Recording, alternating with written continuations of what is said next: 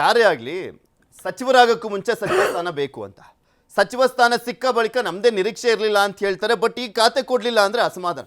ಯಾವ ಖಾತೆ ಆದ್ರೇನು ಸ್ವಾಮಿ, ನಾವು ಇದರಲ್ಲಿ ಪ್ರೂವ್ ಮಾಡ್ತೀನಿ ನಾನು ಏನು ಅಂತ. ಆ ಒಂದು ಇಲಾಖೆ ಎಷ್ಟು ದಕ್ಷವಾಗಿ ಮುನ್ನಡೆಸ್ದ ಈತ, ಅದಕ್ಕೊಂದು ಹೆಸರು ಬಂತು, ಇವ್ರು ಬಂದ ಮೇಲೆ ಇದಕ್ಕೊಂದು ರೂಪುರೇಷೆ ಮಾಡಿದ್ರು ಅಂತ ಯಾಕೆ ಪ್ರೂವ್ ಮಾಡ್ಲಿಕ್ಕೆ ಹೋಗಲ್ಲ ಅಂತ?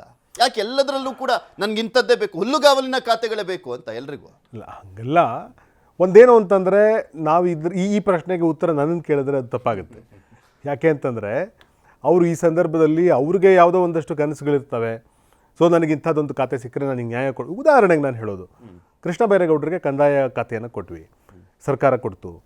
ಕಂದಾಯ ಇಲಾಖೆಯನ್ನು ಅವ್ರು ಎಷ್ಟು ಅದ್ಭುತವಾಗಿ ನಿಭಾಯಿಸಿದ್ರು ಅಂತಂದರೆ ಇವತ್ತು ಇಡೀ ರಾಜ್ಯ ಮೆಚ್ಕೊಳ್ತಾ ಇದೆ. ನಮ್ಮ ಸರ್ಕಾರಕ್ಕೆ ಭಾಳ ಒಳ್ಳೆಯ ಹೆಸರು ತರೋದ್ರೊಳಗಡೆ ಕಂದಾಯ ಇಲಾಖೆಯಲ್ಲಿ ಅವರು ತುಂಬ ಚೆನ್ನಾಗಿ ಕೆಲಸ ಮಾಡಿದ್ದಾರೆ. ಸೊ ಅದೇ ಥರದಲ್ಲಿ ರಾಮಲಿಂಗಾರೆಡ್ಡಿಯವರು ಇವತ್ತು ಸಾರಿಗೆ ಇಲಾಖೆಯನ್ನು ವಹಿಸ್ಕೊಂಡಂಥ ಸಂದರ್ಭದಲ್ಲಿ ಅತ್ಯಂತ ಸಂಕಷ್ಟ ಪರಿಸ್ಥಿತಿಯಲ್ಲಿದ್ದಂಥ ಸಾರಿಗೆ ಇಲಾಖೆಗೆ ಸಾವಿರಾರು ಬಸ್ಸುಗಳನ್ನು ಖರೀದಿ ಮಾಡಿದ್ದಾರೆ. ಶಕ್ತಿ ಯೋಜನೆಯನ್ನು ಇಡೀ ದೇಶವೇ ಮೆಚ್ಚುವಂತೆ ಕರ್ನಾಟಕದಲ್ಲಿ ನಾವು ಇವತ್ತು ಇಂಪ್ಲಿಮೆಂಟ್ ಮಾಡಿದ್ದೇವೆ. ಇದೆಲ್ಲದರ ಹಿಂದೆ ನಮ್ಮ ರಾಮಲಿಂಗಾರೆಡ್ಡಿಯವರ ಕೊಡುಗೆ ಇದೆ. ಸೊ ಅವರವರ ಒಂದಷ್ಟು ಎಕ್ಸ್ಪರ್ಟೈಸ್ ಇರುವಂಥ ಕ್ಷೇತ್ರಗಳು ಅವ್ರಿಗೆ ಸಿಕ್ಕರೆ ನಾವು ಕೆಲಸ ಮಾಡ್ಬೋದು ಅನ್ನುವಂಥ ನಿರೀಕ್ಷೆಗಳಿರ್ತವೆ.